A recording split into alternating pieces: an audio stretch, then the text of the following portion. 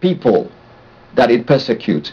I want to point out to you, first and foremost, that as dark as I have painted here the Inquisition, inquisitors in the 13th century or in the late 15th in Spain, a different kind of Inquisition, which we call the Spanish Inquisition, are babes in the woods compared to the horrors that would be perpetrated in the early modern period.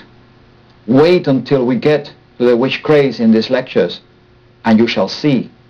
And that the witch craze or the Inquisition are babes in the woods when we compare them to the kind of persecutory techniques of our previous century, of the beloved 20th century, which is probably the most horrible century in the history of the world. Talk about the terror of history.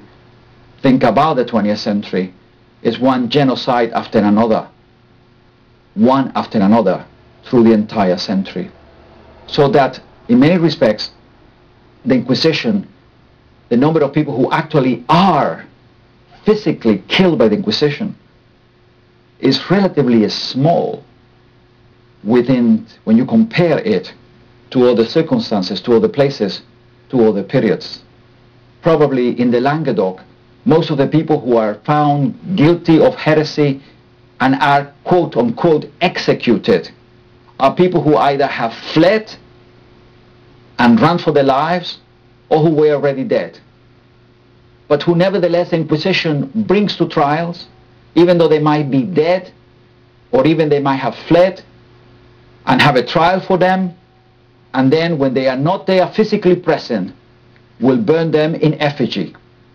Or sometimes take the bones from the earth, from the graves, the bodies from the graves, and they will be ceremonially and ritualistically burned as an example to others.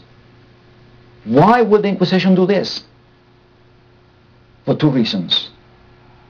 One, because power is articulated in this theatrical, the theaters of power, the theaters of torture and execution, because you, in a sense, are providing a lesson to others as to the power of this institution that can reach out after death and, in a sense, ceremonially and ritualistically burn you at the stake.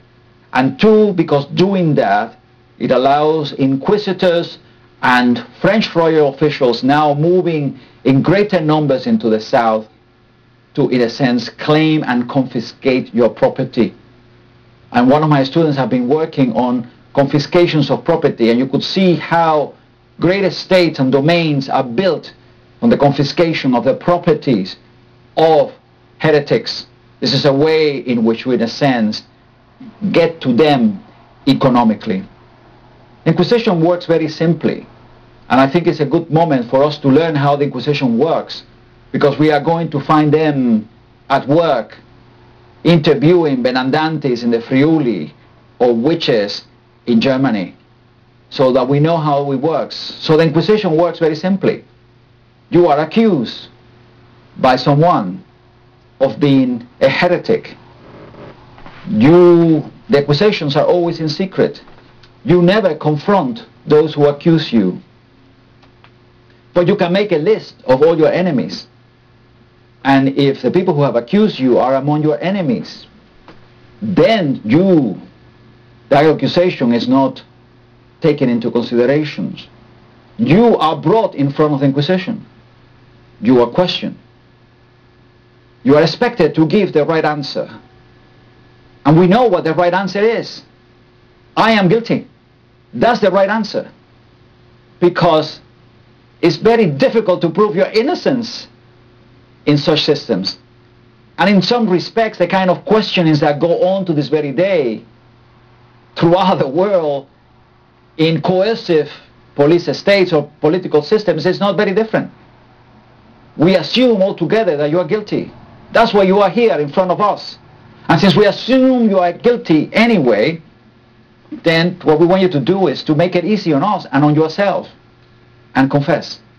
And we will get that truth from you any way we can. We will break your arms. We will break your fingers. We will torture you. which is the most legal and acceptable way of handling it. Confessions on the torture are not valid. So we want you to recover and tell us out of your free will that you are guilty. And if you do that, and if you are decent enough to confess that you are guilty, then we are going to let you go. We are going to forgive you the first time. Because we are Christians here. And then we're going to let you go. But of course, we are not really letting you go, are we? We are not letting you go because by having come to the attention of the Inquisition, we are already marking you as someone who is suspicious within the community. By marking you, we are already giving notice to your community that you stand, as it were, as a traitor to that community and to Christendom. And by accepting your guilt and accepting your confession, we are also making sure that the next time you relapse, the next time we catch you, going back to the kind of things you confess to, you are a relapsed heretic. Now you die. So in a sense, it is a kind of world and system in which very little leeway is given to you. Which is why the Inquisition works very well as a kind of deterrent to certain actions, as a way in which you begin to monitor your actions and your behavior and your language, so that you can never really be truly accused of saying things.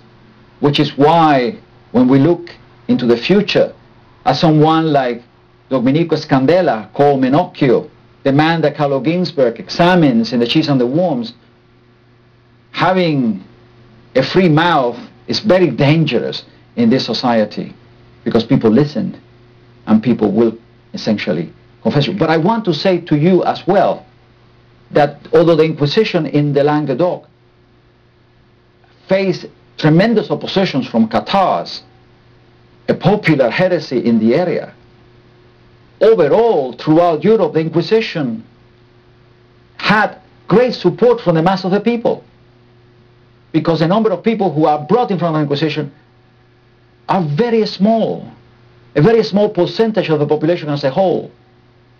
And for the population as a whole, into the early modern period, the Inquisition is one of those institutions that guarantees orthodoxy, that a great deal of the phenomena that I have described here, of these exclusionary discourses, is also part of the processes by which the mass of people gain an identity, and therefore they support the mechanisms that lead to this kind of exclusion and use and the finding of conspiracies and the construction of otherness and so on.